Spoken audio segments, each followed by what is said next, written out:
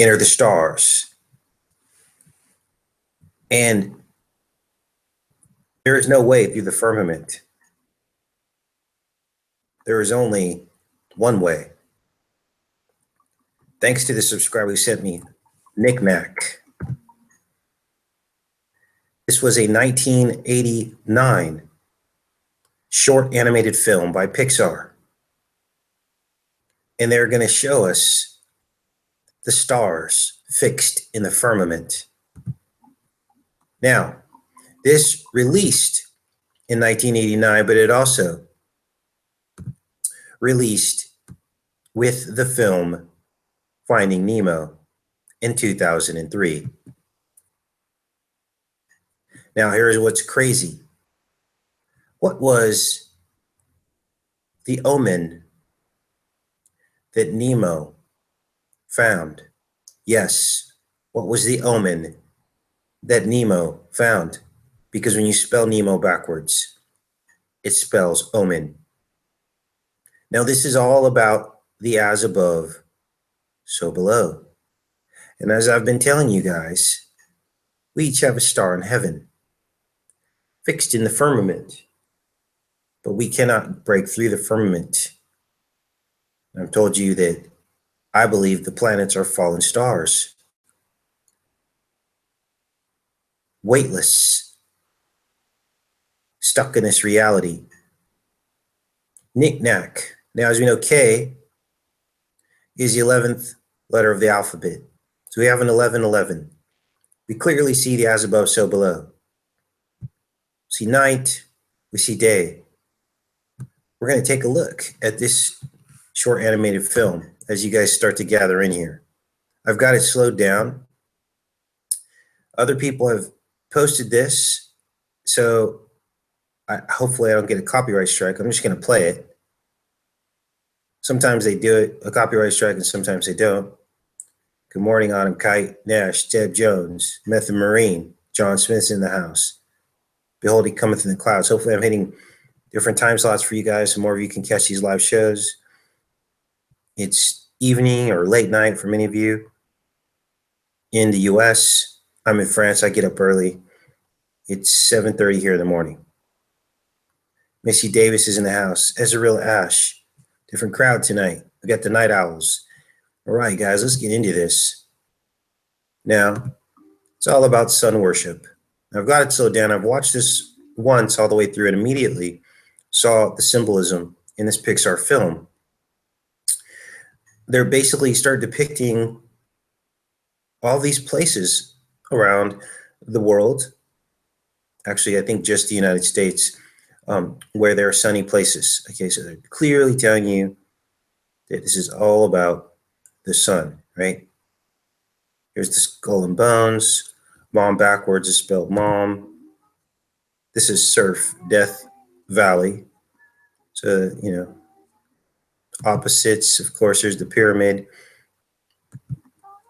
Egypt. Okay, so these are places around the world. This looks like possibly, what would this be? This would be Israel. So all of these shelf objects are on the shelf, all representing the sun. Sunny Palm Springs, sunny Jamaica. Now, here's Miami. She's in the pool. And this is like, looks like an ashtray doubling as a swimming pool, okay? You notice the opposites. Everything's opposites. Ashtray, swimming pool, hot, cold. Here they are. And they look over. What they see is the cold snowman in Nome, Alaska. Under the firmament, in the vitreous humor. And then the woman coaxes him and says, come join us. But what he doesn't know is that he will melt if he goes and joins her, right? But he wants to. And here you see the stars in the background here, fixed in the firmament, right? This around here is the white picket fence we've talked about of the inner eye. It's holding us back from reaching the garden, inner eye anatomy. I think it's called, I need to remember the name of this thing because I always forget what it's called. I think it's called the choroid body. Here it is here. Here's the white picket fence. Ora serrata. I believe this is the white striated border of Antarctica. It prevents us from getting out of the snow globe. The eye is the snow globe. Let's keep going with this. So there's the firmament. I got this slowed down. See what else we see. I don't know what this is in the middle. Oh, that's the exit hatch. That's the door handle to the exit hatch because later he's able to escape. Now you're going to notice that all films have an exit door. It's very prominent. It's seeded in throughout film and through all time. So he takes his hammer, takes his carrot, he tries to pound through this thing. Now, the point of this is for you to understand the creators, the people that are allowed to break through the glass ceiling. See, because this is all analogy, right? They allow themselves to break through the glass ceiling. They're on Earth firmament. They help each other. They allow each other to be rich, those who play alone. The rest of us are down here in the dust. They get to elevate in this reality and basically be gods on earth, never having to worry about being homeless, never having to worry about what they're going to eat, never having to worry about the things you and I worry about, how we're going to raise our kids, how we're going to pay for education. Imagine your life if you didn't have to worry about any of those things. Well, this is what they do. This is how they elevate above the rest of us. They keep us all in fear and worry, even though there is no need to fear or worry because God says, do not worry about those things. But many of us don't know how to do that, right? And you'll notice that basically this is what they do. And it's all right here hiding in plain sight. So here's your Serrata. This is your white picket fence holding us back from our stars. All we see is the dark night sky, when just outside the firmament is the much more brilliant night sky. That's why they show these stars differently than these stars. Okay? I was telling you about that man who he had cataracts and they removed his lenses from his eyes. And he was an astronomer and he could then see the night sky so much more brilliantly. Look that up because that's a really interesting story. Man sees space cataracts lens. The story shows up here.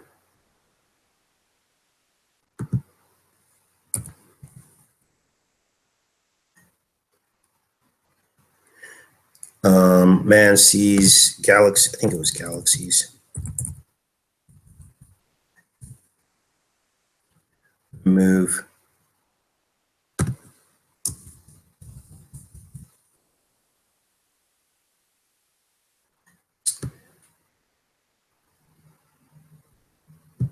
Oh, yes, cornea is removed, which also has a matrix in it as well. Cornea. 3 levels.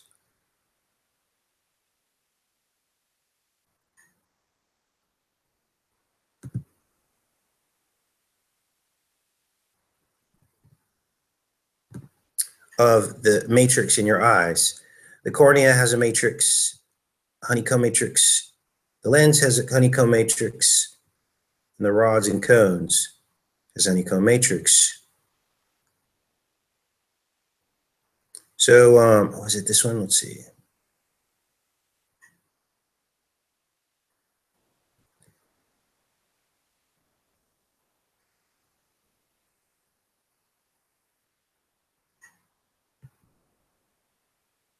It's talking about a surgery here. I'm just reading through this real quick.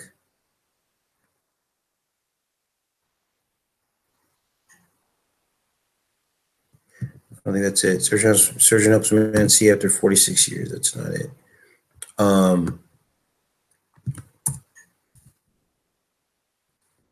Space in here.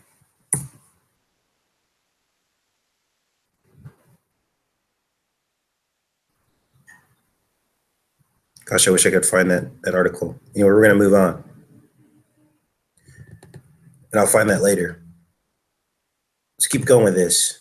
Now, this is the orange jackhammer, right? We talked about the color orange and what it means. The orange is the serpent. There's your serpent. Because oranges are the most hybridized, basically, produce in the entire world. All the varieties of citrus are made from 4 original citrus fruits. So this is all about hybridization. Okay, think about it. All humans come from 3 or 4 different groups of people, nationalities, let's call it, right? And maybe at the top of this was the fallen ones. Okay, maybe at the top of this was the fallen ones, and each had like a likeness. And when they mixed with humans, they corrupted the DNA of human beings. And what we are left with today are races. Okay,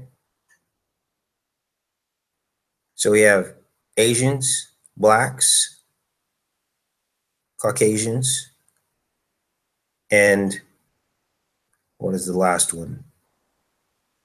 Because Native Americans are kind of like Asians, right?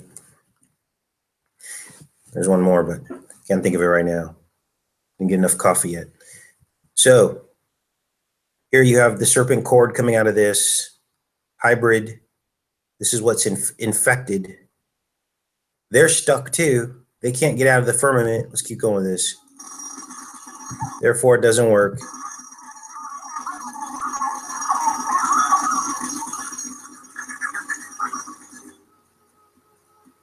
Okay. This out here represents the sun.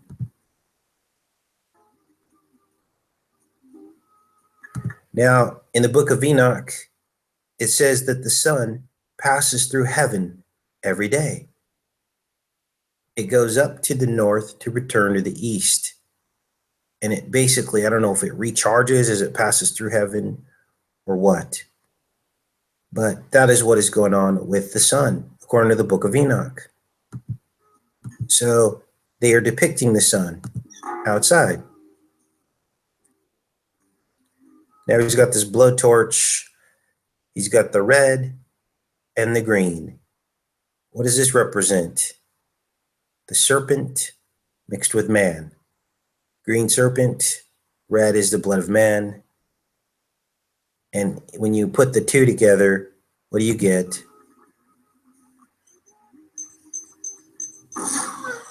An explosion.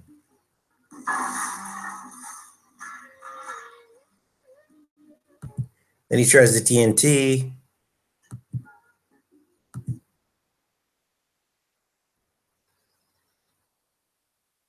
Seven.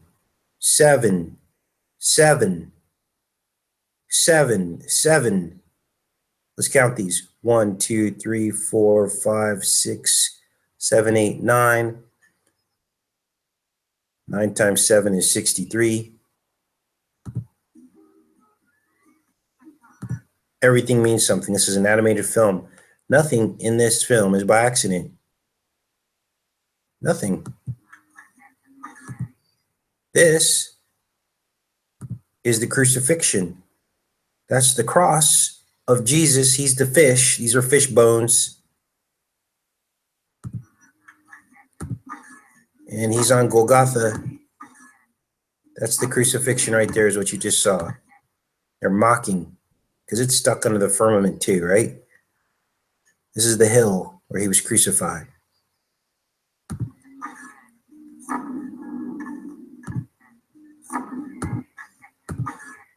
Sorry, hold on. I want to look at this igloo a little bit more. All right. Underground tunnels, maybe?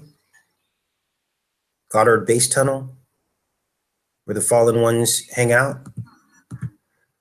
It says in the Bible, they will pray for the rocks to fall down on them. They will seek death, but not find it. Let's make sure we're still connected. Keep going with this. All right, so he blows himself up. This, I think, signifies, holy moly, mankind and all the wars, struggle, but still we can't escape the firmament. His eyes just turn into hearts. That was weird. So he's on the edge. He decides to basically go to hell. Drops down off the shelf.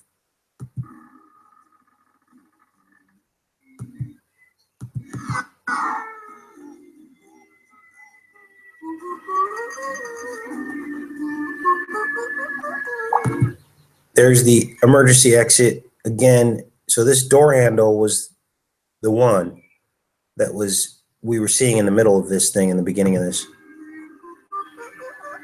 All films have a door exit. You'll notice now that I've told you.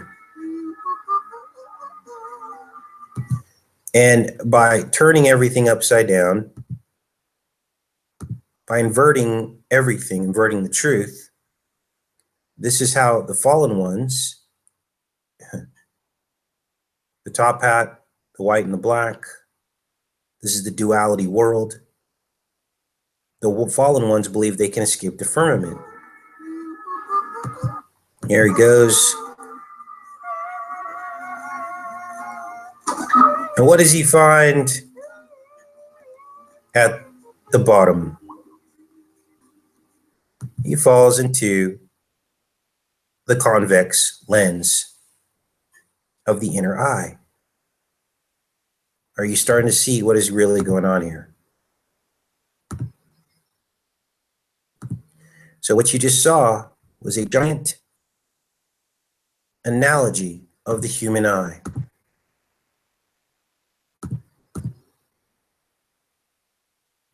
That's what you just saw.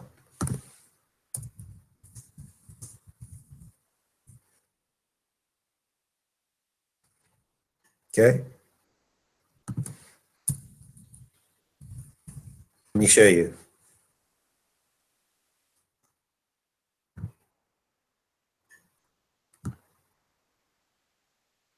Let's find one that's upright.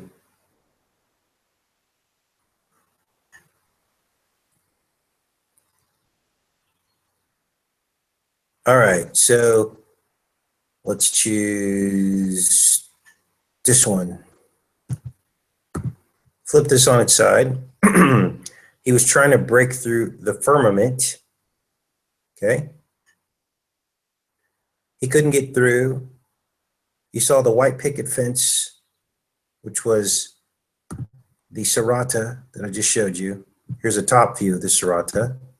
It's a really good view here of it. The white picket fence could not get past. See the pickets? I'm not making this up, you guys. Could not get past the white picket fence. Could not break through the firmament. Let's find a very good image of this. Here we go. Then he fell.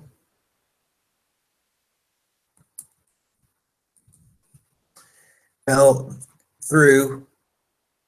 Now he's in the fishbowl. Okay.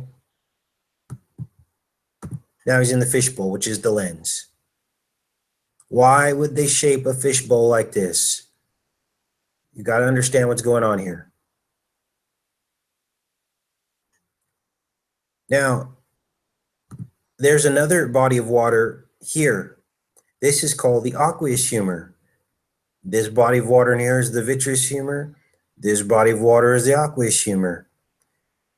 This is where we live, and I think hell is down here. The looking out. This is your iris, the aperture, opening and closing. We're being watched through here. The watchers. Why would they call them the watchers? Why would God call the fallen angels the watchers, which signifies seeing something? Because it's all about the eye, you guys. We are stuck in this realm, just like this.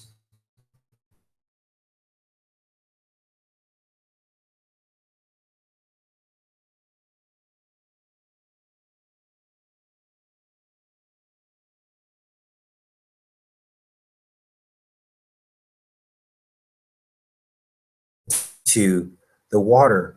Where is Atlantis? Is it in hell? Look at the serpent scales.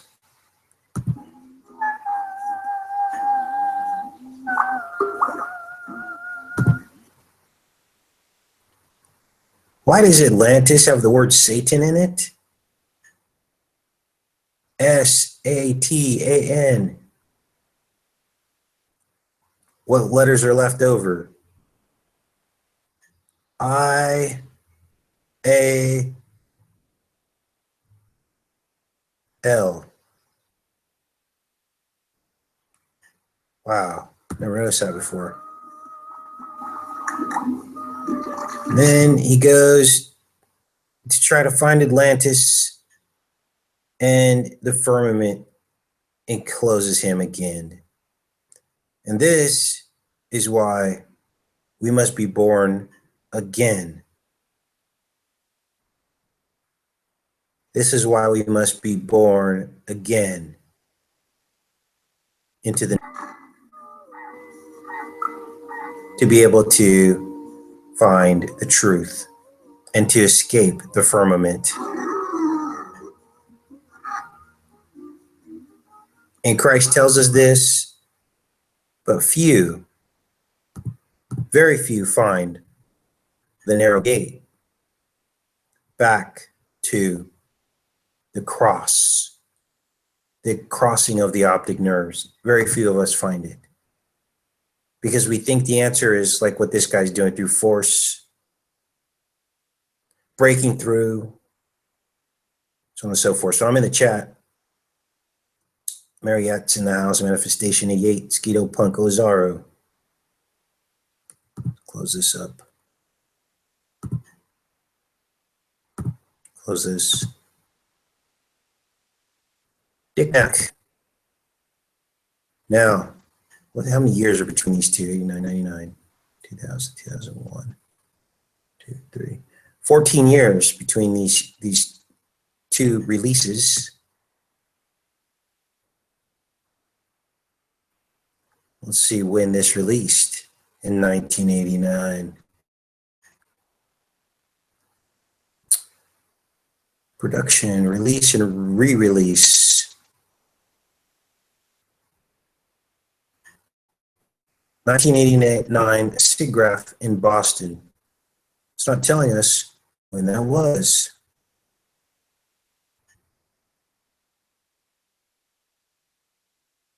'89 SIGGRAPH in Boston. Let's copy this. Control C. Let's see when this originally released. Dates mean everything, you guys. If you haven't figured this out by now, there's a group of people that rule this world. They create all the media. They create all Hollywood. They are the gatekeepers.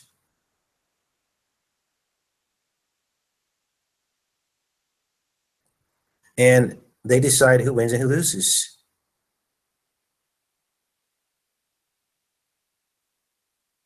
As I said, dates mean everything. 1989 SIGGRAPH ended on Obama's birthday, August 4th, 1989. How old was Obama? on that date. Let's see. He was born in 61.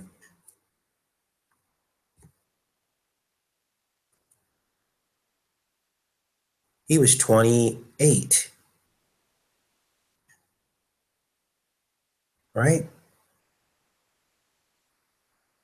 He was 28 years old.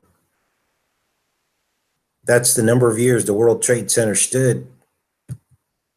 Half of that is 14, which is between the two releases of this film, at least in 89 and 14 years later in 2003. Finding the Omen, Finding Nemo. That's pretty nuts, you guys. So it's no Alaska. Let's take a look at that. All this in an animated film.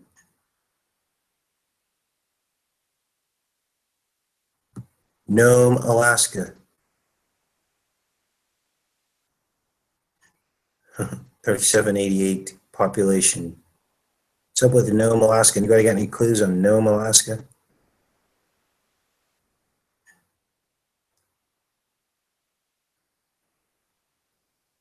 Welcome to Nome, incorporated 1901. That looks cold.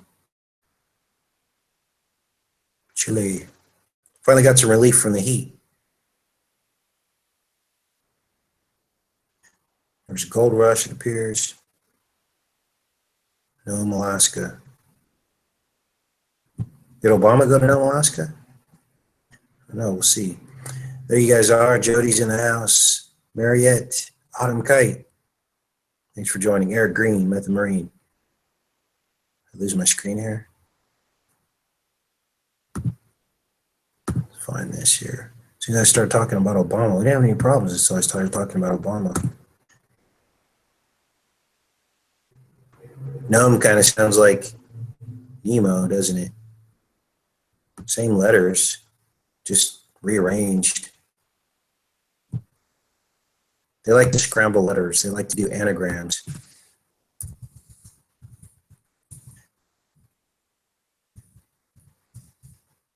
If Obama ever went to Nome, Alaska. All this stuff is foreshadowing.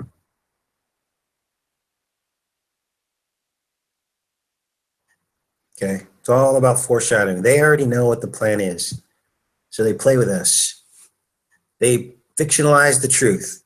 They put it out.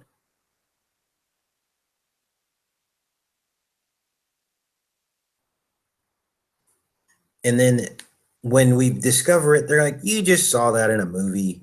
And yeah, we did see it in a movie because they put it in a movie. And somehow that's like sorcery. Apparently, Obama talked about Nome, Alaska. Let's see what he had to say in 2015. Global warming, of course.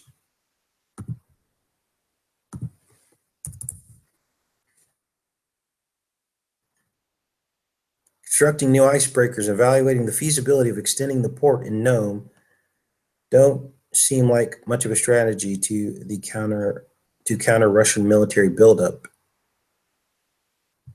That's not him saying it, but I think it sounds like Obama wanted to extend the port in Nome, Alaska. So something about Nome, Alaska, right? Another rabbit hole. Well, he's not in power anymore, so I don't like to talk a lot about Obama. He came and did what he was designed to do, and that was to bring about gay marriage and unite the world under the one world freedom tower. Basically, blur the lines. That's why the song Blur the Lines. You'll notice there was a huge shift during the Obama presidency towards doing without will sexually, sexual freedom. It almost feels like we're back in the 60s, but this time it's different because it's a lot more perverted, okay? People are all into all kinds of strange perversions, okay? And all of this came about because of the influence of what Obama represented. So he did his job. All the decodes we did on Obama pointed towards that.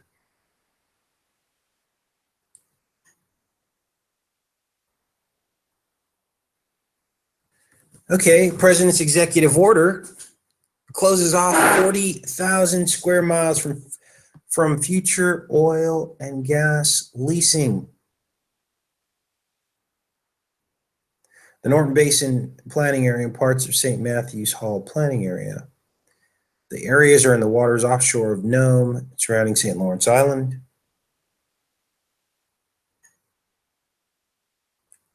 So they were closed off from future oil and gas leasing.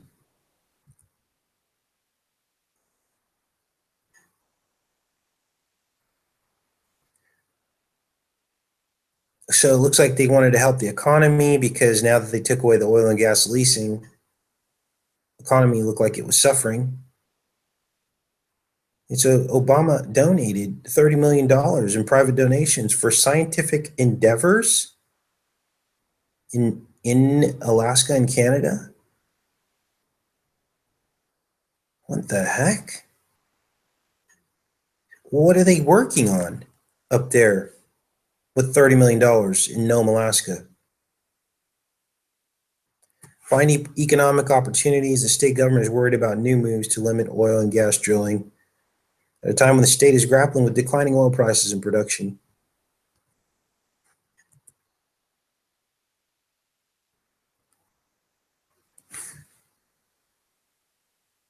It says here that they asked Obama to protect the area.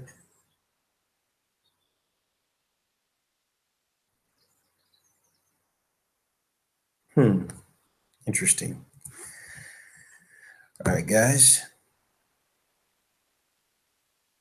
All right, I'm back in the chat.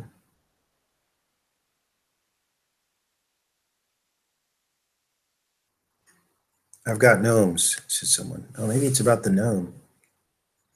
He went down Antarctica to spread Judge Scalia's ashes. Oh, interesting. Let the chat catch up here. Drilling. Yes, Seamoon. Taking over the fish industry and natural resources. Oh, possible, John. They try to hide from God their caves and pray for death. Yeah, Eric, that's in the Bible. Look for a building, a dam, wall blockage. Pay endorsers. No, Alaska is near Russia. Oh, okay. So maybe this is like the conflict. This is like the Russia-America conflict.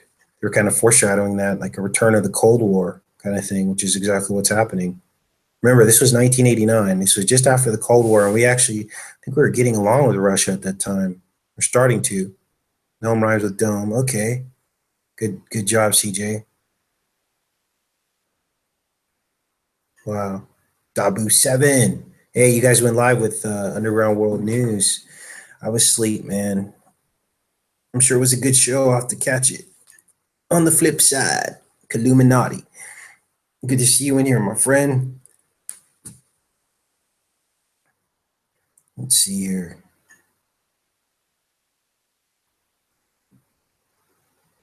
They would have to have sex with those that were making them stars. Yeah, I think that's what was going on, breaking through the firmament.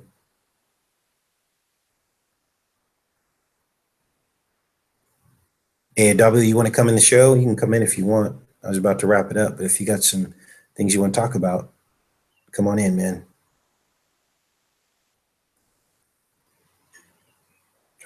Drop your link in Twitter. Thanks, Independent Press Project. Snash in the house. They are U.S. islands so close to Rush Islands that you can kayak across. Oh, wow. Thanks, Pootie Tang, for the perspective there. So it's got to represent the whole thing. So maybe it's 30 million that Obama dumped into the area had to probably more do with national security. And we saw that snowman tried to blow up. He actually ended up blowing up Nome, Alaska. So could be some kind of foreshadowing. Could the stars be a lens of some type? What I do think, Eric, is that what we are seeing in the sky is a reflection of what it really is supposed to be. Remember, everything that you see is already flipped upside down. Your brain has to reverse it to where you feel like you're right side up. All the images that pass through your lens of your eye are flipped upside down.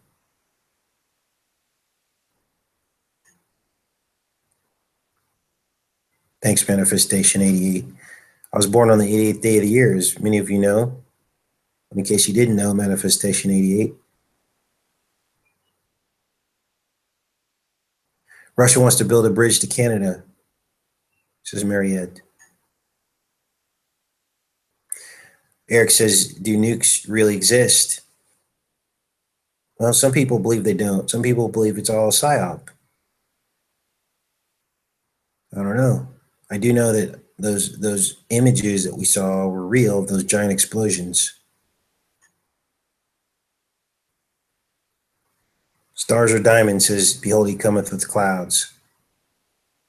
Maybe that's why Lucifer uses diamonds as his symbol, because he wants to return to the stars.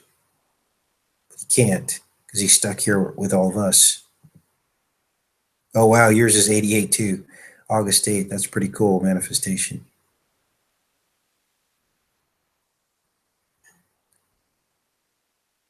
Everybody's looking at the year 923. You guys know I don't like to set dates. I didn't really make that mistake, but I think about 2 or 3 years ago when the 923 phenomenon started, I was looking at it closely because 923 is 329 backwards. That's my birthday.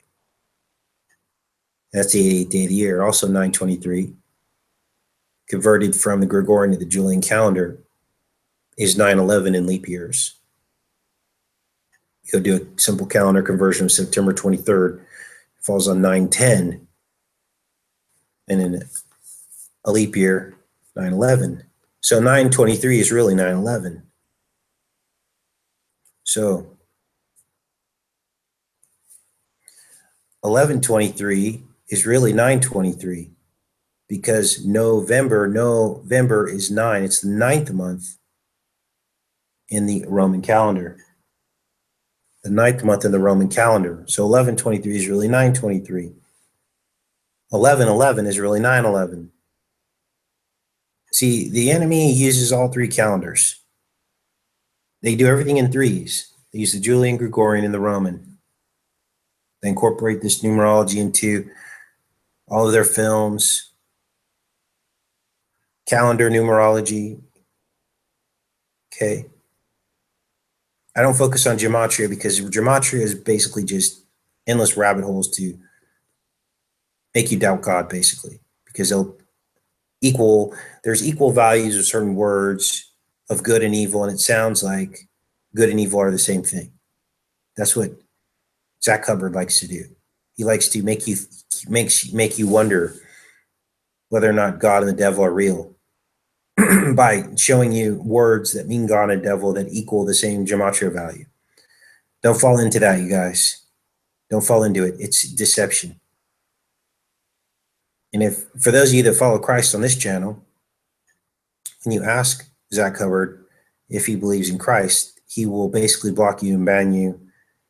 He hates when you talk about Christ. So to me, that's antichrist. Now, normally I don't talk about channels, but he's still got stuff up where he's attacking me. So I got to defend myself. He wants to be the numbers man. He was very jealous of this channel. And still is, and thinks you can't get there. He thinks you can get there without Christ. That's an antichrist statement, okay? All right, let's go back in here in the chat. Thanks for coming out, you guys. Good group tonight. Yeah, we got to pray for him. I don't hate him. I don't hate anyone. Got to pray for people who are lost or who are angry or who attack other people who are basically here fighting a common enemy, which is those that are in power, that control all of us. That's who we should be attacking and fighting against. Their deceptions, not each other. All right. Zorro. Right on, brother. Yes. When I get into deep physiology and anatomy, which I will at some point. This is a learning curve even for me. Right now I'm on the surface, and I'm really working on going deeper into some of the different processes, physiological processes of the human body, and finding, like, how long cycles take, what happens, what is the cascade of hormones, what is the cascade of reactions and chemical reactions that are occurring in the human body. And I want to compare that to the Bible and see if I find any synchronicities. That would be simply amazing. A couple of you are asking about France, Eric, Manifestation 88. I love it here, you guys. This is amazing. I mean, it was a little bit of a learning curve. It was a little bit of a, I don't want to say culture shock because it sounds negative. But basically, this is heaven on earth. Okay. So much so that, you come out here and you're like, man, like, in my whole life, I felt like I've come up short for people in my life, like, and it wasn't the truth, but that's what people convince you of. They convince you that you're living in shortage. Okay, even though you could be living in abundance and you've got so much more than most people, and the people around you, it's the American way to keep you in the shortage mentality, that you don't have enough, that you have to do more, that you have to keep pushing, you have to better your career, you have to make more money, you have to find more time with your family, you have to, all these things. And what it does is it makes you go crazy. And now at this point in my life, I have less than I've ever had, but I have the most spiritual abundance, time, peace of mind. And now it's like, man, you could share this with someone.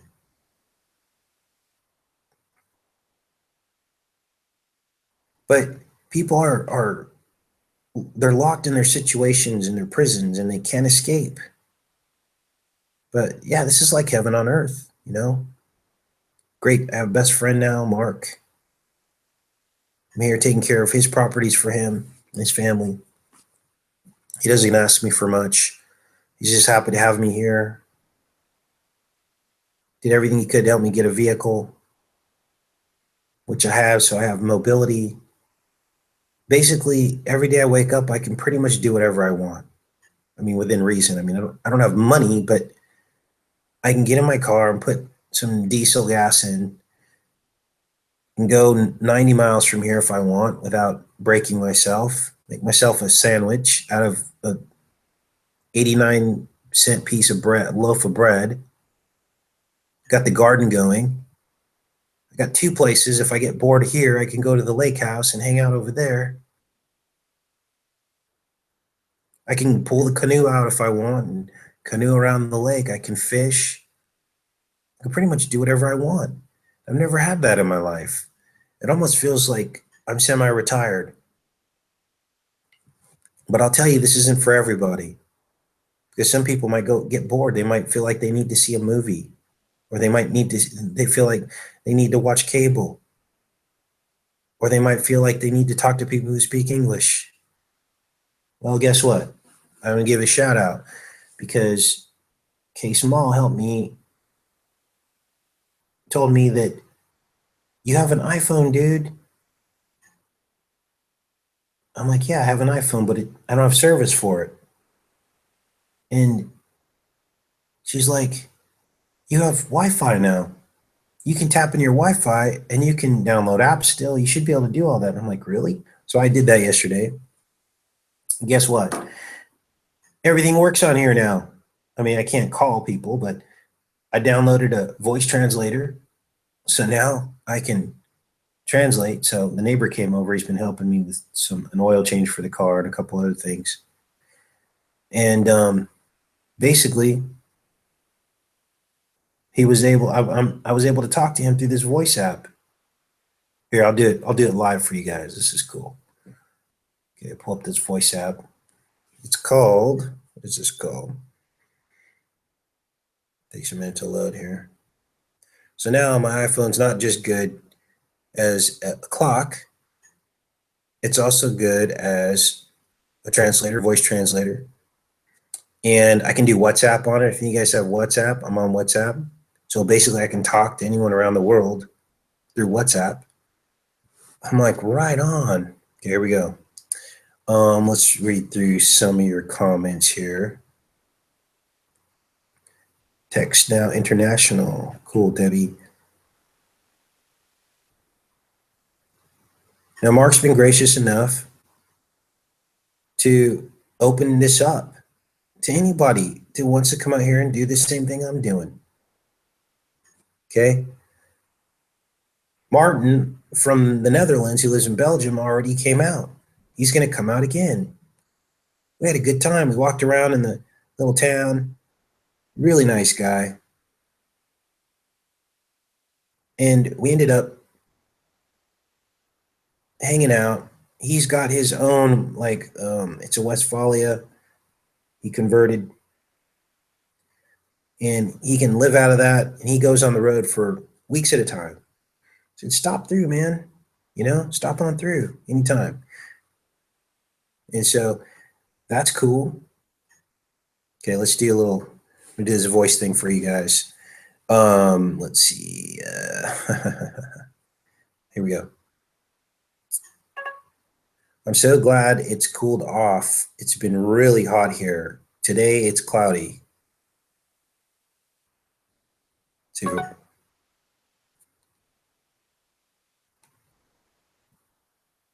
it's processing. Takes a minute, but it works.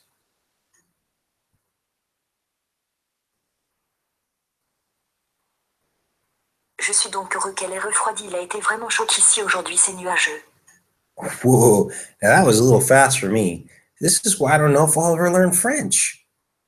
I mean, look how fast they talk. And the words seem like they all run together. Jesus, let's do that again. How do you replay this thing? Replay. So I still got to learn this app. But anyway, that's a little demonstration. Pretty cool. All right. You guys got a kick out of that. Yeah, it's really fast. So maybe there's some settings I can slow it down.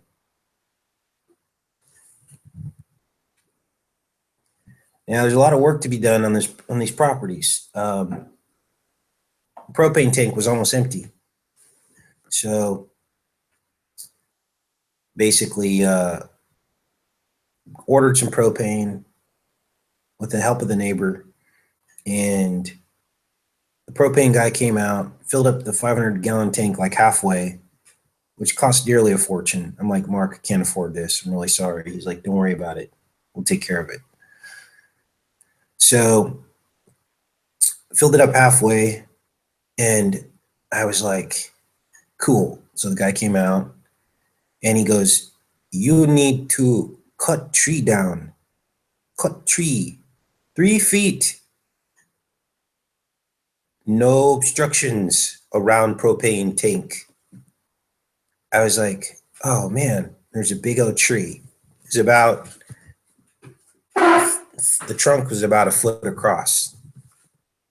I should have got all this on film, because I was like, man, what do I do now? I got to cut this tree down. You know, I'm like, and I was going to leave it. And I'm like, maybe I'll just leave it. This is a 500-gallon propane tank. And I shouldn't be, messing around with power tools around this thing. I could blow myself up, right?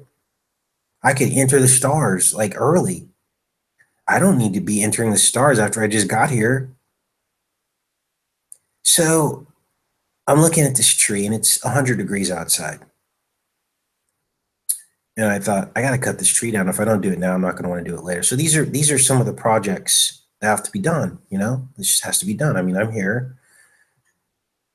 Mark's helping me out. I'm helping him, but also I can't let these properties I got to maintain them. It's part of my job.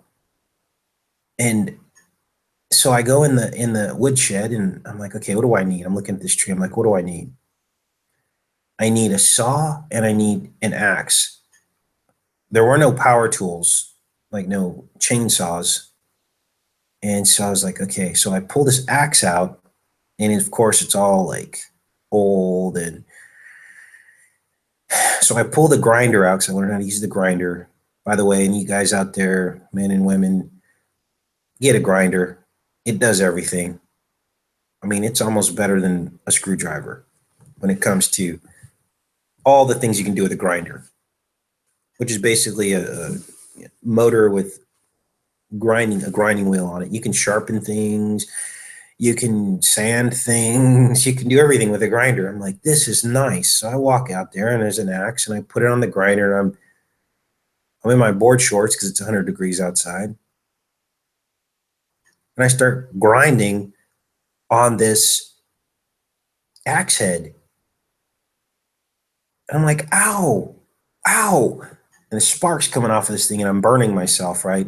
My legs, I must have singed a bunch of my leg hairs. So I grind the axe. I go out, I find a saw. I'm looking at this tree, and it's about 12 feet tall. And it's right up against the propane tank. In fact, one of the limbs curves around the propane tank and was like flattened. It was weird from the wind. So I start hacking on this thing, and I'm sweating all the way through my shirt. And I'm like hacking on this thing.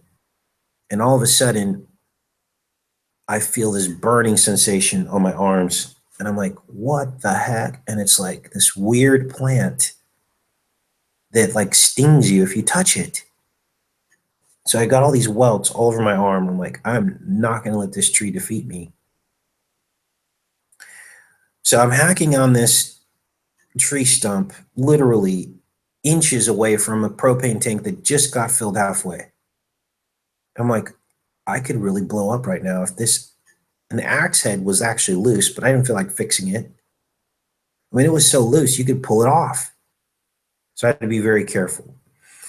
So I hacking on this tree.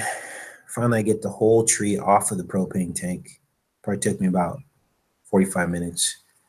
So the propane tank is now legal and project completed, right?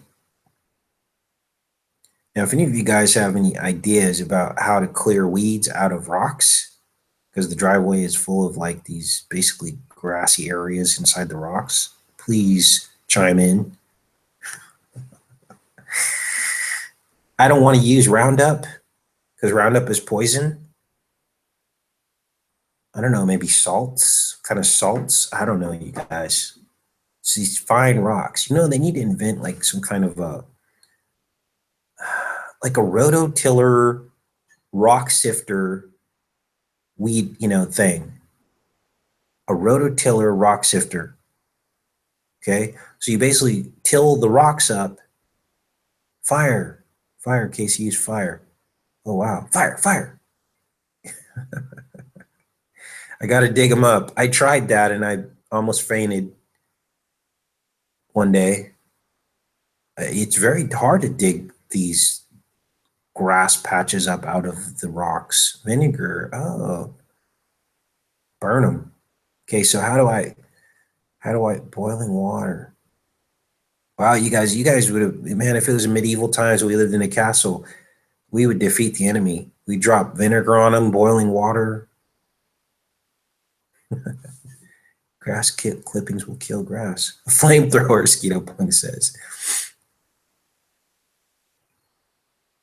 Skeeto is a talented individual. He is funny, you guys.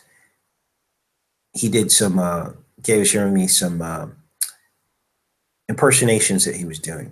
Dude, you need to start a channel. The channel needs to be called Comedy of Truth. You just need to go live and we need to laugh sometimes, man. I was laughing. Your impersonation of Into the Stars was awesome.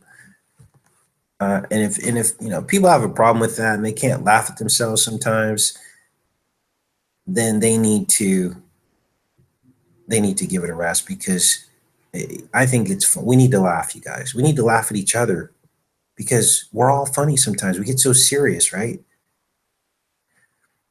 And we need to laugh sometimes. All right. What else do we got? Skeeto's comedy show. Yeah, man. You're on target. I wish we would have had a chance to get together before I left. I know we talked about it. We were going to try striper fish, and man, I wish I would have been able to take you to that spot where I was catching those German browns. But luckily I didn't, because you probably would have got a ticket like I did. So good thing you didn't. So let's see what else we have on here. Reading in the chat. I love reading your guys' chat. Watching the chat roll. Laughing burns calories, yeah. Doing another fast because my cars decided to basically consume everything. I hate cars.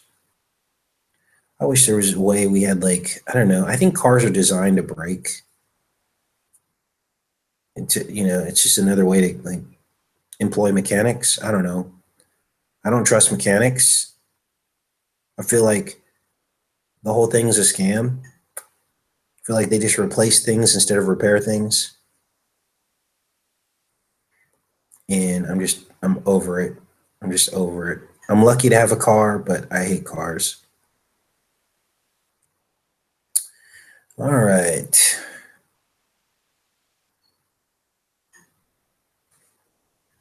Reading in the chat here. Yeah, I wish I was better at fixing cars. I'm pretty good. I did a lot of work on when I had my BMW years ago. I had a 98 7 Series BMW. Spent a lot of money on that car, but I did replace some gaskets on the engine. And people were like, "You're crazy. You can't work on a BMW." I did it. Placed the valve cover. It was, no, not the valve. Gosh, I can't even remember now. There's a gear cover gasket, not the valve covers, the gear covers. And there's a timing chain inside, and it was a dangerous thing for me to try to do, but I did it. When I took it back to the mechanic, he was shocked. He's like, "You did the work on it?" I go, "Yeah." "I'm afraid. Give me the tools. I can do it. Watch a YouTube video how to do it." Yeah, things were once built to last. Break my windows. That's what we used to call BMWs. When I was a kid, we used to steal the emblems off the cars. I don't know why, because that's what kids do. We do crazy things when we're kids, don't we? When I grew up, I used to do. I was a thief when I was young. I would steal from the candy store because all my friends did. That's just how I grew up. I went back and I gave the lady, I think I gave her $40 or something. Or I went back to give her the $40. She wasn't there anymore. Someone else owned it. Because that was about how much candy I stole over the course of 2 or 3 years. Because back then you could get candy for like 10 cents, 5 cents. So I added it all up in my head and I'm like, I need to go give back to these people because that's some pretty bad karma, But that's what we did. Let's see. Yeah, we all made mistakes in our life. Jesus equals freedom, not cars or money. Yes. Absolutely right. I love decoding things for you guys. It's fun. I want to drive in Jesus' car, says Eric. Right on. That's the right side. Cast your net to the right side. That's the Messiah part of your brain. The neural net.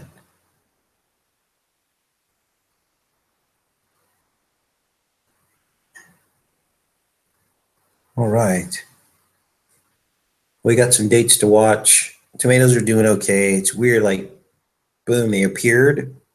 There's all these green tomatoes. Not all these, it was like 10 maybe across these 6 plants. And basically, they don't look like they're continuing to grow. So I've just been watering them. I put the grass clippings on, like you guys said, and basically, I'm just waiting. I guess I'm kind of impatient. Like I want tomatoes now. But like anything else in life, things take time. You know, you gotta wait. We're in the time matrix where you have to wait for things. You know, sometimes we want instant gratification, right? Fertilizer. Yeah, I did that. I had some mulching soil. I basically poured the worm soil mulching, which had all the food stuff, and I poured that onto them and tried to mix it in the soil without disturbing the roots. And that's when the tomatoes appeared. So I guess they liked it. They got bigger and fluffier. Mansur is asking a question about thoughts on flat Earth. You know, I watched a really good video by what's his name? Who's the flat Earth dude? The Christian dude. Um, what the heck is his name? Rob Skiba. Rob Skiba. And they're going to launch like a balloon, but they're going to put a regular camera, not a fisheye lens. Why hasn't anyone tried that yet? Now, the test that they did, thanks for Yahweh. Welcome to the show tonight. Why hasn't anyone done that yet? So basically, they're going to do it. And I'm going to watch. That's going to be good. I think I like Rob Skiba. Again, I always get a little concerned when channels kind of go out of their way not to mention this channel, even though they mention a lot of other channels. It's almost like they don't take this channel seriously. And that concerns me because the work we do on this channel is unprecedented. No one else is doing the work that we do on this channel. Okay. And I'm not bragging. It's not bragging if it's the truth. Okay. And it's not me who's doing it. It's the Holy Spirit. When you see the Holy Spirit working through a channel, revealing things, then when other channels ignore that and don't recognize it and just kind of go out of their way to kind of ignore you, you have to ask yourself about those channels. And I know people get busy, and I don't always mention a lot of other channels, but especially newer channels, but established channels, you'll hear me mention often. Channels that I trust, channels that have helped this channel throughout the years. Dabu, of course, you know, scariest movie ever. He had me on his show. Look, nobody's perfect, but I'm telling you people that have helped this channel and that I trust. Okay. Aside from any criticisms people might have about the people I'm mentioning. Okay. None of us are perfect. People might criticize me. Sometimes I get too hung up on certain things, you know, like I care too much how many people watch this channel. And I'm sure that people, you know, they might criticize me for that, or maybe they criticize me because of the inner eye earth model. And that brings me to Rob Skiba. Look, if you can't even, if you have to acknowledge God's creation on this earth. Okay. And if you think that there's nothing that can be learned from our inner anatomy and physiology and the models of God's creation, if you don't think that anything can be learned from that, then you're mistaken. You're just mistaken. In fact, the model that Rob shows in his video is actually the inner eye model. Here, let me see if it'll pop up. He's showing us the eye, but he won't say it. I don't know if he's afraid. I don't know if he thinks that people are going to think he's Illuminati because he's talking about an eye. That's what people criticize me of. Okay, let's look at this. Rob Skiba Earth model. Should pop right up what he showed on his video because he uses this a lot. Let's look at the images here. Okay, this is what he showed on his video right here. Boom. And he's right. Okay. What you're looking at here is the inner eye, you guys. Here is, oh, rods and cones. Wish I could do a side by side. Let's just close this. Okay, view image. Sure, we're still connected. It's like they're afraid that someone else understands this. That's the feeling I get. Like, no way, even the stars could have come up with that. You know, like that's what I feel. It's a jealousy thing, I feel like. And they're going to have to acknowledge it at a certain point because this is not going away. I'm not going to stop talking about this, you guys. Okay? I'm just not, because it's the truth. This is your eye right here. Here's the lens. Look, it even shows it right here. There's the convex lens right there. Here's the wall of the eye. Here's the optic nerve. Here's the lens. Here's the aqueous humor. Here's the vitreous humor. It's all right here. Here's the stars in the firmament, which is the rods and cones. This is everything we've been talking about. This is hell. Looking out into the material world. You're looking at the eye right now. Okay. Now, why he won't say that, why he won't mention this channel, I don't know. Okay. You know, he's done a lot of interviews with channels he likes. I've never gotten a call to do an interview with Rob. I've gotten a call to do an interview with Zen Garcia, who's my friend, who also comes under a lot of attack and is kind of treated like a redhead stepchild on YouTube. Then interviews with Dabu. I've done interviews with Scariest Movie Ever. I did an interview with Call for an Uprising, or I didn't do an interview, but I went on one of his live shows. He invited me on. Okay. And I might have missed some people, but I'm just telling you what's going on here, you guys. The channels that only mention certain channels and not others, you always have to ask yourself, what's going on? All right. Why didn't this thumbs up this? Thumbs it up and didn't catch my thumbs up. All right. What else do we have here? So I'll be watching Rob's camera thing. That'll be cool. Like I said, I like Rob. I like his work. I like all of it. His mind is a lot like mine, where we dig in and we research stuff. He's got more of an academic mind, so he does a much better job at the academic thinking. So he presents it almost like a classroom. You know, it's like he's like a teacher. So I appreciate that about him, and how he does these models. He's kind of got an engineering mind too, so he does models and he demonstrates and shows things. And I wish I could do more of that, but I'm more of an intellectual and esoteric teacher and learner. You know, like I like to get into the mind and the synchronicities and all that stuff. Okay, but his experiment's going to be invaluable because this is going to be one of the first times that they've sent up a camera that does not have a curved lens on it.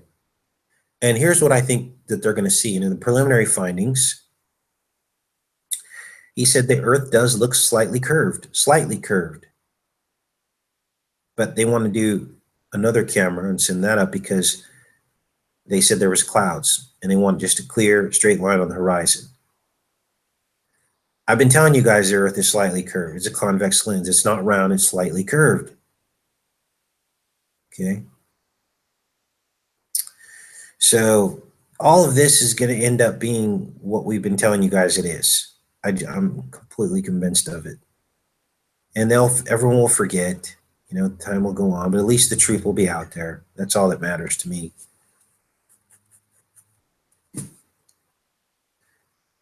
All right, reading in the chat here. Got to go into town soon. How far will the balloon go up? I think they're going to try to take it up to 100,000 feet, I think is what they were saying. Just several miles.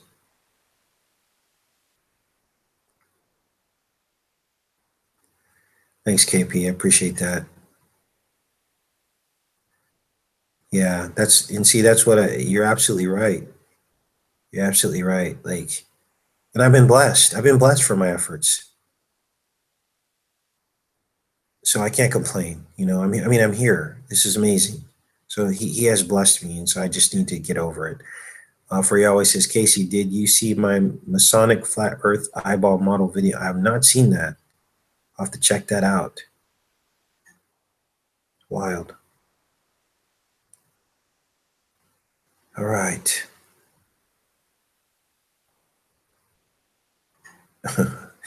People are like Barry White.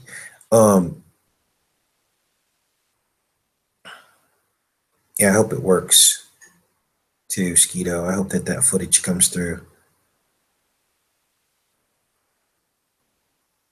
Thanks, Ephesians 6:12. You guys are a blessing to me. You really are. I wish you guys lived closer. I wish I could have a visitor every week from this channel. I know a lot of you don't do international travel, but those of you in the UK, I mean, you're literally an hour plane ride away. Come by and see me. I could use some friends right now. As you guys know, I'm out and open about everything. You guys know everything about me, and so I want to actually meet up with you guys, and hang out. So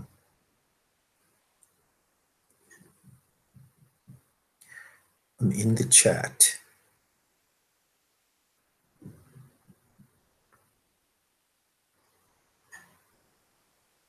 Yeah, barbecue party. It's funny, they got a lot of pork here. They eat a lot of pork in France. I'm like, God help me. Not a lot of like bacon, but like just ham. Why do they call it ham? Okay, here's the psyop on ham. Okay, obviously pigs are unclean, right? Ancient Israelites were instructed, do not eat pigs. Jesus sent 2,000 demons into pigs, and they ran over a cliff. And basically, a pig, a swine, I believe they named a ham to like mock the bloodline of Christ. Because remember, Abraham was one of the first prophets. His name changed from Abram to Abraham. There's something holy about the word ham, but yet they attributed and attached the word ham to pork, which is unclean. See how it's the black and white? It's a duality. So that's crazy. Barry White is making me laugh here. Hey, Barry, clean up the language, brother.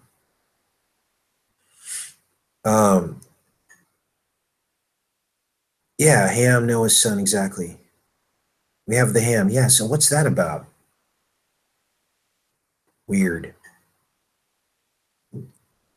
Thanks, NA. Yes, the Wonder Woman stuff is gold. It is gold. Okay. Just go to my channel, do a channel search. I don't know if you guys know how to do that. Type in Wonder Woman.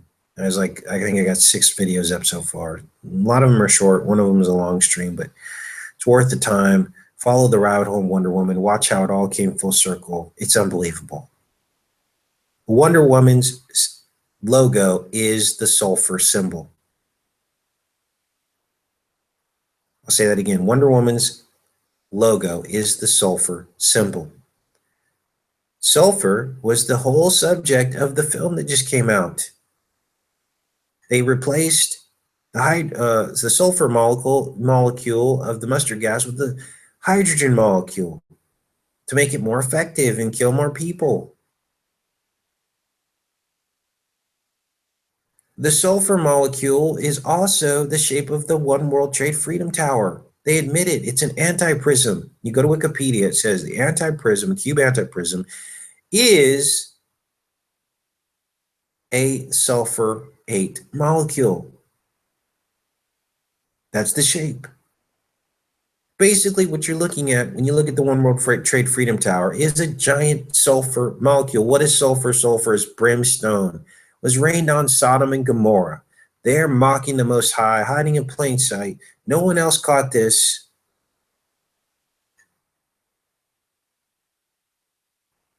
As our 44th president legalized sodomy in marriage between a man and a man.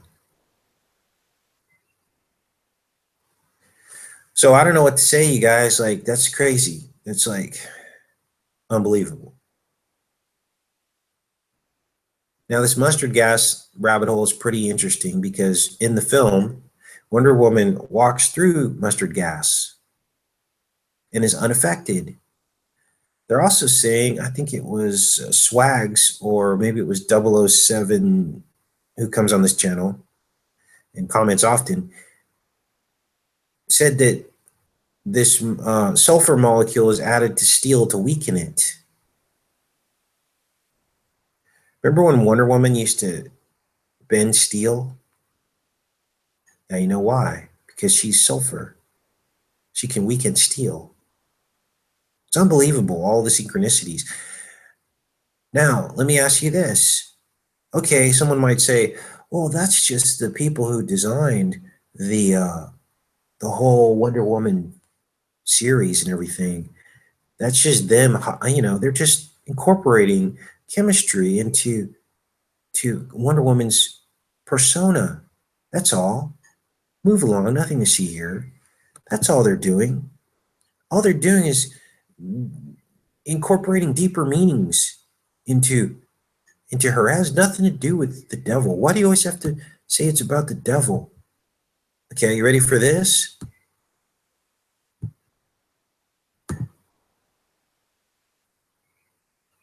And I don't mean to sound so sarcastic, but wake up. Hello. April 1st, 1973. 3 planes flying into New York City.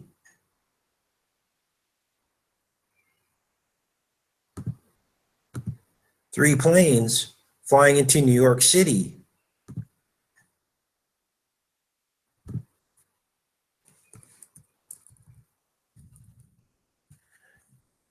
In the year that the World Trade Center opened. I'll destroy New York. Here's your Tomahawk cruise missile before they were even invented. 3 planes. One hit Tower 1, one hit Tower 2. Actually, were there 4 planes? One hit the Pentagon, right? Guess there were 4 planes. Well, here we go. 3 planes and a missile. So maybe the Tomahawk cruise missile hit the Pentagon. This is Flight 93 that went down to Shanksville. Gosh, it even looks like it's flying the opposite direction toward Philadelphia. If you really want to know, this one hit each of these hit the towers. Okay, so here, look, even the beams coming out look like the Twin Towers. Look at this. Tower 1, Tower 2. This was in 1973, 4 days before the World Trade Center would open on April 4th, 4-4. Who is Nubia? Is that Obama? Thanks to the subscriber who sent this to me. I didn't come up with this. You guys have eyes to see now. You guys send me this stuff. I'm just presenting it. A terrorist named Dr. Domino tries to force the UN troubleshooter Morgan Tracy to spill the knowledge of the deadly weapon by tying Wonder Woman to a missile and launching it. On the floating island where she reigns, Nubia stops a fight between 2 rivals for her hand by offering to fight one of them herself. Who's the terrorist Dr. Domino? Let's take a look. Remember Domino? We decoded Domino. Here's Dr. Domino. He's a leader of a terrorist organization. Hello? Guys ready for this? Dr. Domino is 666. There he is. 666. You can't make this up. Was this 666 Park Avenue? Leader of a terrorist organization. He only appeared in that comic. Oh wait, Dr. Domino appears in 2 issues. Let's see here. Let's see here.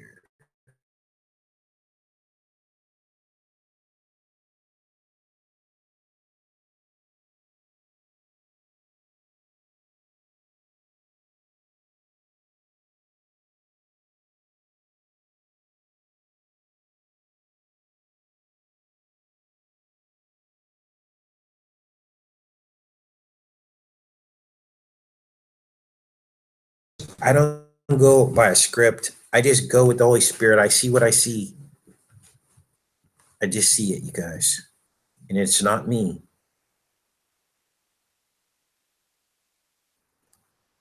So, I can't remember, I wish I could remember all the names of all you guys who sent me this stuff. I really do. Because I would like to give you guys more credit.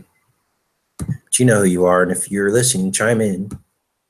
Let us all know. Dr. Domino. Ready for this? Dr. Domino is DD. That's 44. Alphanumerically. Guess what, you guys? It's been 44 years since 1973. And we have our first feature Wonder Woman film. 44 years after DD, Dr. Domino 44. Organization. You think this is going to be a huge year? I think so. The 666. Who is 666? Who is Dr. Domino? Is that Trump? His stepson or whatever? His son? Owns 666 Park Avenue or whatever? That was in the film. Gosh. Wall Street, I think it was. I don't know. These are deep rabbit holes, you guys. It can get overwhelming sometimes. But I'm breaking it down for you guys right now. It's unbelievable. All right. I'm 44. Me too. I'm 44 too, Missy Davis. Born in 73. You were born 5'4". I was born 329.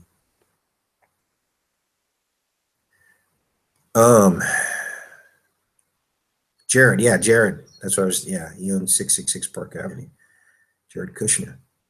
You see how all this comes together? It's unbelievable. Woman wanted, yeah, what was it? Who was it? Hillary Clinton said she was Wonder Woman, right? What did she say about that? What did she say about that? There's a reason why she said that. Okay, there's a reason. There's a reason why Wonder Woman feature film came out this year. There's a reason why she's from Israel. There's a reason why people are saying she used to be a man. There's a reason why they show Amazon women acting as men with the strength of men, superhuman, okay? I know some of you have talked about the sacred feminine, okay? Ready for this? No coincidence, Skeeto Punk. As many of you know, I was married twice. My second wife was named Tara. That's terror. She was born on 9/11. Was I awake at that time? No. How did that happen? Because everything means something. And we're all on a path.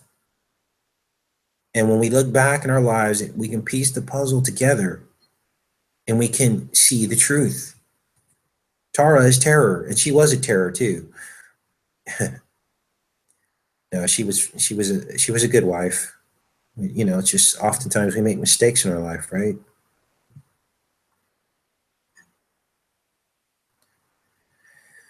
So, where are we at now? I'm in the chat. There's a YouTube channel. I forget his name. Really smart guy. What's his name? Talks about Tara and the word Terra and how they're the same word. Sacred feminine. Who's that guy? Help me out here, you guys. He's, oh wow, Mike's, wow. Yeah, all that means something, man. Pearl in the harbor. Remember we talked about that, Mike? The pearl in the harbor, 12/7.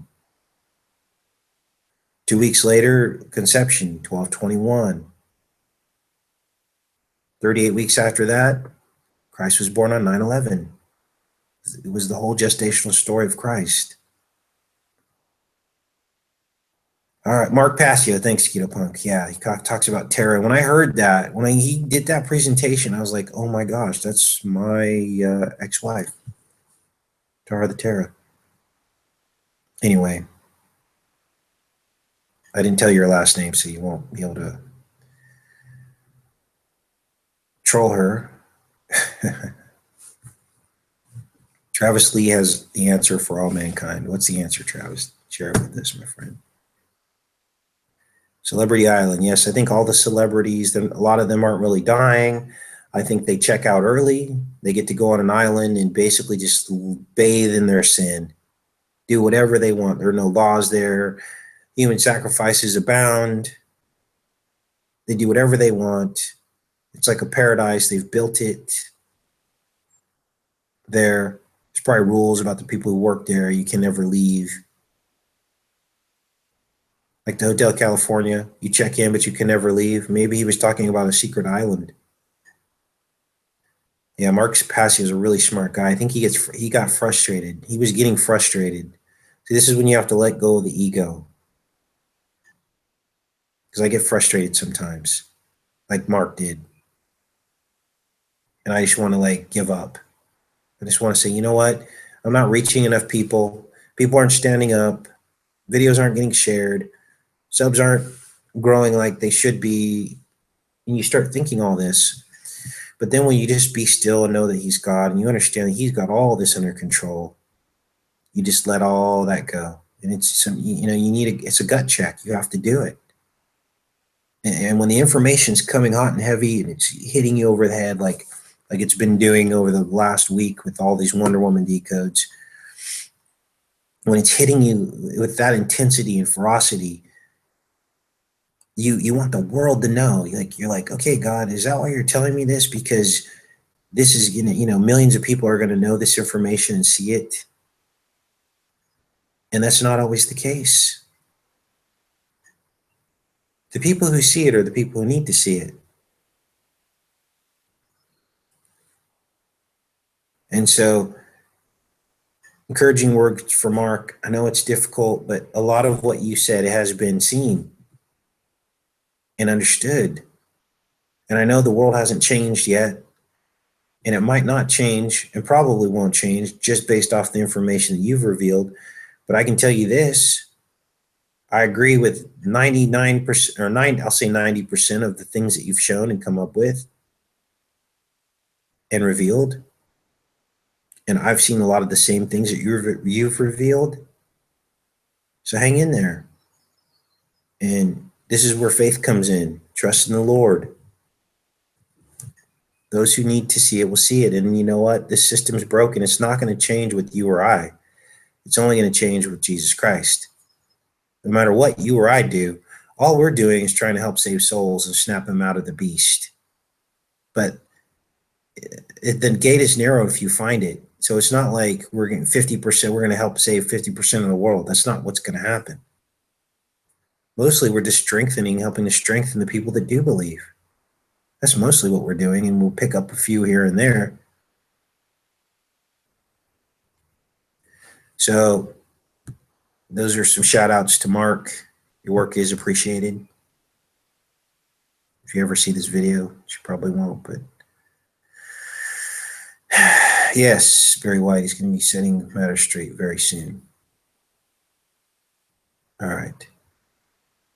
What else do we have here? I see Agatha is in the house. Welcome back, Agatha. Couldn't have said any better. Thanks, Mike.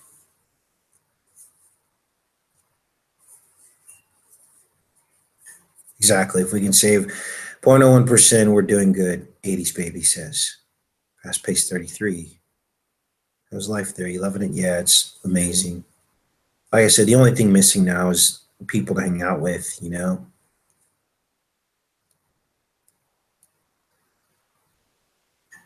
The neighbors put up with me, you know, it's just hard. We have the language barrier, you know, and they help me all they can. I mean, they come over and they help me with my car. They've helped me get the propane ordered. I mean, it's unbelievable how much help these people. They loaned me a car when I didn't even ask for it. Say, wow, you know, you guys are living like Christ said you were supposed to live. Isn't it amazing that some people live Christ's life without even having to say a word about it? Isn't that amazing? I feel like in America, people spend more time with lip service instead of actually making choices and decisions in their life that reflect the light of Christ. Just do it. Don't try, do. Don't say, do. Who said that? Yoda said that, right? Famous quote by Yoda. Eric says, what made you decide to go to France? Okay, I'll tell the story real quick again. I've told it a couple times, but new for Eric. 2002, after 9/11, I came here with my ex-wife and 2 kids. Max was like 4. Devin was like 7. I remember there being some concerns about flying because of 9/11 and all that. Everything changed after 9/11. And fell in love with it. We spent 1 week in near Coutonville, which is northern France, near the English Channel, near the island of Gurney, in like a little cabin with family, because my former brother-in-law actually lived here.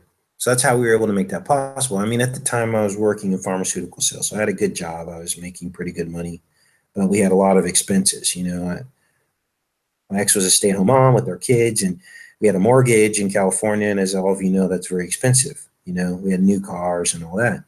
And so the only way it was going to happen is him being here. Why? How did my former brother-in-law end up in France? Well, he was Guatemalan, or he's Guatemalan, which is the nationality of my ex-wife, mother of my children. And I met her in Santa Barbara, California. Former brother-in-law is a really nice guy. I think we were about the same age. And he met his wife in Santa Barbara. She was a French exchange student. They had a child about the same time we had our first child. And then her mother came down with something and they went back to France. Now, apparently, her family, the way it works in France is you're either born into wealth or you're not. Nothing really changes. Life goes on. You have these kind of these bloodlines of wealth, right? And it's not all Illuminati, but I mean, there's different levels of the glass ceiling. And so what happens is, you know, if you sell out, yeah, you can go to the top. Most people, they have this, they'll break through a couple of the glass ceilings and they just kind of sit there. And then that wealth just gets passed on to their children and their children's children, right? So what you see a lot here in France is buildings last forever. Not like in California or America where buildings get torn down after 20 years. Houses get torn down after 30 years, remodeled, renovated. There's a large exchange of money going on. Whereas here, the houses are made out of stone. So you don't really get like home additions, and there's not a lot of construction going on. Why was I talking about that? Oh, because basically I was talking about the bloodlines and wealth in France and how it works. Okay, so you see a lot of people who may be renting from someone, and they're paying very little money because the house has already been paid off, or it's been handed down from their family. So they kind of live for free, and they get odd jobs, and they pay their utilities, and they also have a kind of a nanny state here. So pretty much everyone just lives in existence, and they find joy in the little things in life. Okay, that part of it I liked. And so you get this local mentality. You get the farmers markets that everybody goes to. That's where everybody is on Wednesday in St. Hilaire, which is the town next door. They're all at the farmers market. And there's everything at the farmers market. It's a real farmers market. You can buy chickens that are still alive. And there's every day there's a bread store, a boulangerie. And every day when I was sitting up in my window in the upper rooms, you look down and you see the procession of people walking to the bread store and buying their daily bread. That's not even packaged because it's going to be consumed that day or the next. That's where the French bread came from. It was the bread from the day after. They had to use it, so they made French bread with it. They soaked it in milk and cooked it as breakfast. Okay? So, yeah, old money, Eric, exactly. So I got to witness all this, right? There's a butcher down with fresh meats. Now, one day I went in and there was all this variety. The next day I went in, there was nothing.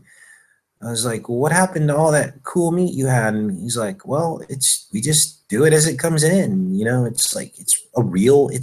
It's okay. If there's no cows or no thing, then there's no meat to eat. And that's life. And it's the way life's supposed to be. Mix things up. We weren't designed to walk into a Walmart and have anything we want. We weren't designed for that. There's not really any overweight people here. I'll tell you that, because everybody walks. Everybody just eats until they're full. They don't eat for pleasure and to pack as much food in their bodies to experience taste. I'm like the fattest guy here. I'm rolling 220, 225, but I'm 6'2". And most of it's in my butt because I got lots of muscles. Sorry, it's late. I just blew some. You're like, Casey, too much information. Yeah, you want some fries with that shake? So, to make a long story short, came here. We spent the first week in 2002 on the beach in a little cabin. No, it wasn't. There was a cabin about a half mile down the beach where the main family was, but then they rented us a little mobile home where we slept because there wasn't enough room in the cabin. But it was literally within walking distance. It was half a mile to the cabin on the beach. That was the first week. The second week, her family, let me finish the other part of the story. Her mom got sick. She came back to France. Their family owns a hotel for sports. I'm not going to tell you the name of the hotel, but it's a huge hotel. Again, this is old money. And they own this hotel, and sports teams go there. It's near Paris, and they have soccer fields, and they play soccer, and they practice. They have a spa there. By the way, you're never going to catch me swimming in France. And for those of you that know about France, you'll know why. Because, first of all, it is required that you shower off before you enter any swimming pool. It's like the law. And board shorts are not allowed. You have to wear Speedos. Speedo punk. Yeah, or they swim naked. There's a lot of that. I went fishing the other day. I'm like, oh, let me not look at over there. Let me just keep my eye on my pole. I mean, the pole while I'm fishing. And so I had to look away because they just hang out on the beach naked. And sexuality is different here. It's not, it's a completely different culture. People kiss each other on the lips. Nudity is fine. So, this has been taking me some time to get used to here. So, anyway, former brother-in-law came back with his girlfriend, wife, to France, and he learned French. So he's trilingual. He speaks English, Spanish, and French. And once he learned French, his father-in-law allowed him to run the hotel. So he runs this hotel. He's like runs the maintenance department of this hotel. Now he's probably by now, years later, probably runs most of the hotel for the dad. That's an amazing story. This kid was born in Guatemala. And in the 1980s, there was a huge earthquake. And 8,000 people died or something like that in Guatemala. And that is how I ran into my ex-wife, because she was rescued by missionaries, Seventh-day Adventist missionaries. Her and her brother, who was little at the time, she was like, I think 10 or 12. And they rescued them and brought them back to Santa Barbara with their parents. And so this kid used to sleep in a soccer goalie after the earthquake. It was covered with rags as shelter. Came from that to learning multiple languages. First he had to learn English, then he learned French. And now he's here in France running a hotel. That's pretty amazing. Life's crazy. I never thought I'd be here right now doing this with all of you. My life. So, what was I going to tell you next? So brother-in-law was here. I think he had been here for several years, was already fluent in French. And basically said, hey, if you guys have your plane tickets, you come out and we've got places for you to stay. First week we were on the beach. Second week, we went to Knickknack. And his wife's family, they had a farmhouse on the bay. Like you walk down into the bay and there you're right there. So we spent a week there.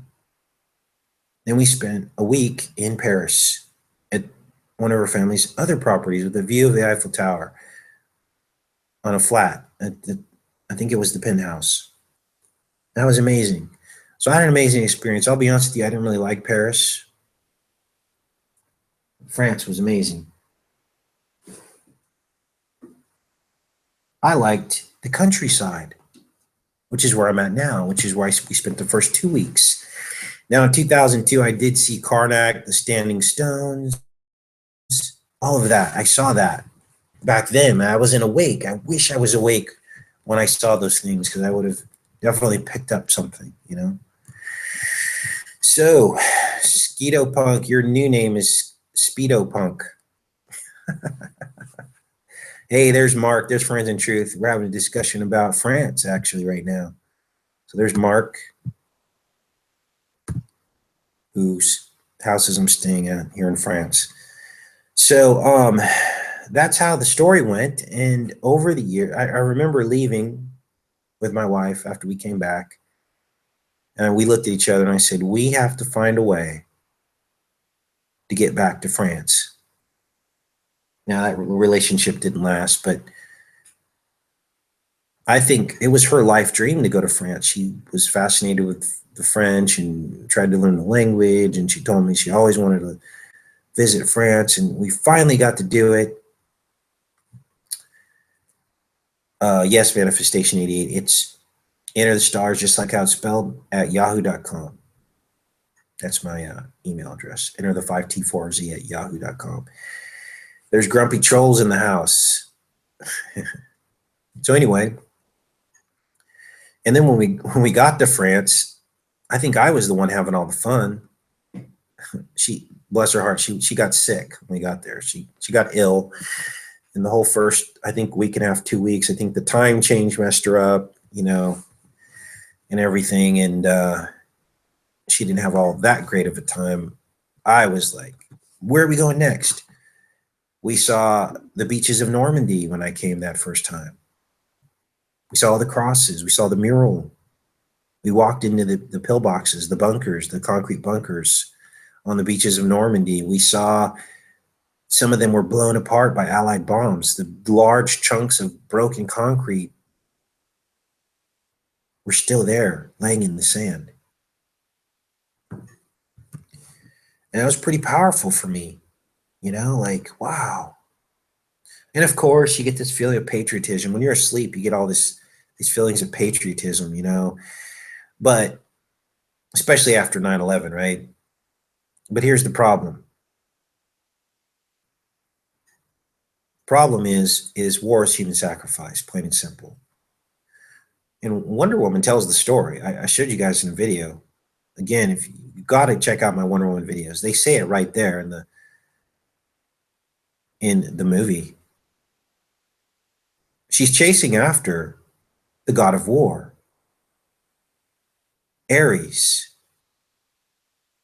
She's chasing after him, and she thinks that it's an actual person or a god that she was born to kill. She thinks she found him. Before she kills the guy, he says, "War requires sacrifice." And I put that in one of my videos. War requires sacrifice. He tells you right there. We've been saying this for 2 years. War, all it is sacrifice. You see? And so once you understand that it's just sacrifice, you understand that men are lied to fight and kill each other, then war isn't so glorious. War isn't so patriotic. Like, oh, I remember being here going, we saved the French. We didn't save anybody, guys. Devil was at the top. Both sides were serving the devil to kill each other. Okay? That's what happened. So Eric Green asked why I came to France. And that's pretty much the whole story, the convoluted, extended version.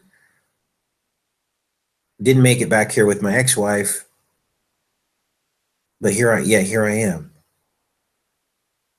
Pretty amazing. 44 years old. That blows me away. So, what else do we have here in the chat? See, now that you guys have the keys to decode all these things, you are going to find the very same things I'm finding because they're patterns they repeat over and over again. That's how you know it's real. These aren't just random things I'm pulling out of thin air that only show up once or twice. These are themes running very deep across many platforms, many genres, many medias. We're just plucking them out and finding them and presenting them to you.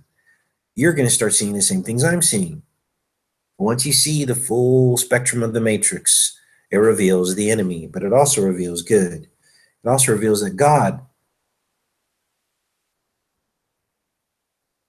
is all about the synchronicity as well. And it lets us know that he's here, that he's in control of everything, and then we're going to be fine and not to worry.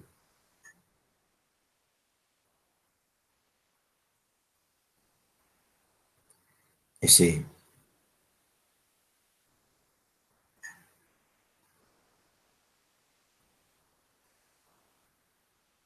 So that's where things sit with that. All right, I'm in the chat.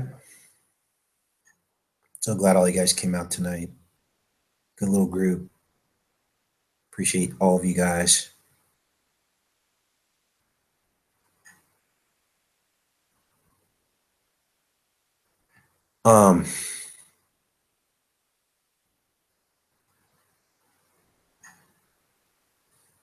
What else do we have here? Got to go into town today. It's overcast today, which is good. Got some relief from the heat. Man, it was so hot.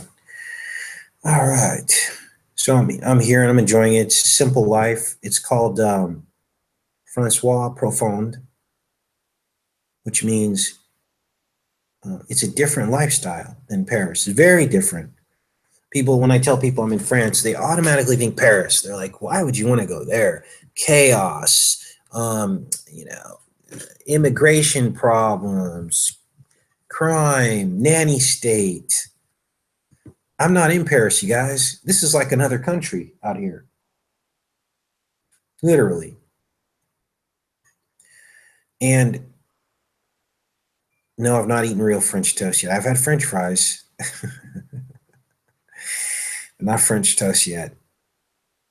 So the closest, okay, let me give you an example. Okay, there's neighbors here, right?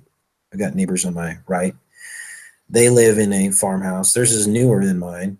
Mine is built in the 1800s. And there's case malls in the house. And they've got this lawn, okay? And they're backed up to a dairy farm. So these cows come out from the dairy farm, brown cows, black and white cows, and they're literally within 20 yards of me, like the 20-yard line. These cows come up because my property is kind of connected to their property. And there's a wife, there's a husband, and like 3 kids, little kids. And every day, I was up in this window in my upper room watching the whole world go by, right? Mom would take the kids to school, pick the kids up from school. Not only did she do that, she was out there on that mower. She's out there on the mower like every week because everything's growing now because it's spring into spring, right? Then she's out there every single day putting up laundry on the clothesline. I mean, these are real people out here. You know, I think the husband's a farmer because he drives out of the driveway with the tractor sometimes. And whole world go by, and these are real people doing real jobs and real work, and basically eating a lot of whole food. All the produce comes from these local farms, and everyone looks really kind of healthy here. Now, one thing the French do is, I think most French people smoke. And they don't smoke marbles. You don't go in, there's not 62 different brands of cigarettes. You go and you buy a bag of tobacco and they literally roll their cigarettes. So what I've noticed is that in general, at least out here in the country, people kind of age pretty rapidly. So I look like I'm in my 20s, late 20s or 30s here compared to the people here. Like people that are in their 40s, they look much older than I do. So that's kind of bizarre. Like when I tell people my age, they're like, no way. All right, so I'm out in the sticks and it's great. I love it. Yeah, a lot of chemtrails here. There are a lot of chemtrails here, I have to say. You can't escape the chemtrails.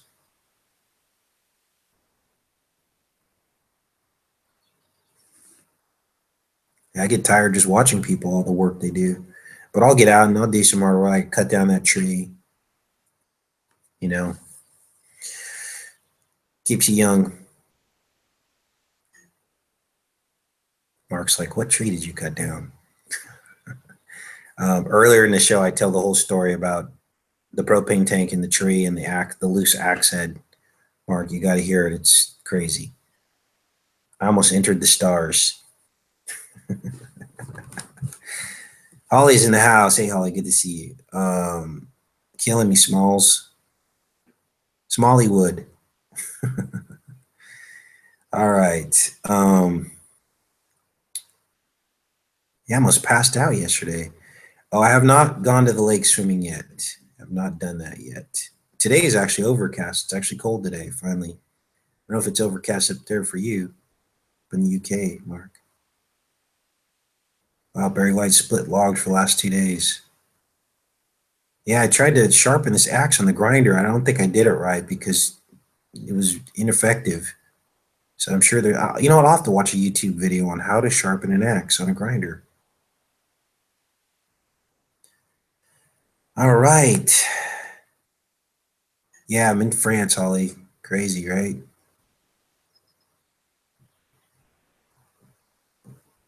3 months ago, I was in Texas. 2 months ago, I was at my mom's, and now I'm in France. More fishing vids. Yeah, I've hit a fishing fail. So I don't know what to do. I need to, I'm not going to give up. So far, all I've caught in the rivers is what are called chub. They're like basically a glorified carp. Very pretty fish. And I caught those when Mark and I were here, caught a couple of them and made carp sandwiches. We didn't realize we were eating carp sandwiches. It tasted good. Then I looked it up later. I'm like, Mark, we ate carp sandwiches. He's like, oh, well, it tasted good. That's what I said. And Davey's talking about, see, it's late for you guys. I think that is why they call it French kissing, but they don't kiss with their tongues. That's the thing. It's like, I've never seen people tongue kissing in France. There's just like pecks. It's a sign of, adoration and love. It's probably, we all probably need to be kissing each other. So we ate carp sandwiches. Carpe diem. We seized the day. We ate a carp sandwich. It was good though, right, Mark?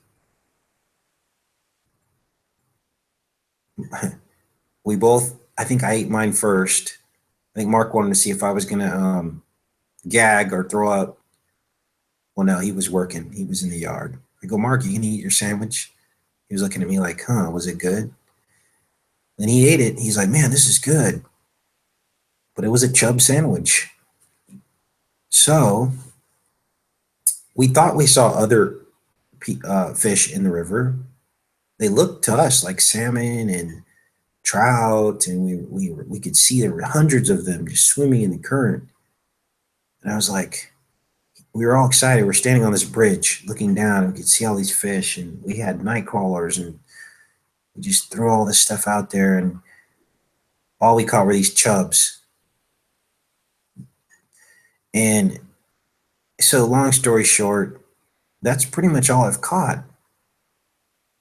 And then so basically I went out to the ocean. You guys saw my St. Malo fishing trips. Eric's going good night. Good night, Eric. And I was like, went out there twice. Nothing. Actually, I caught a little fish. I think it was a monkfish. Those things are freaky looking. It was little though. It was like 4 or 5 inches long. So I threw him on a hook. I thought I'd catch a bigger fish with him, but it was just tough fishing. I think I need to get lures. There's a lot of rocks.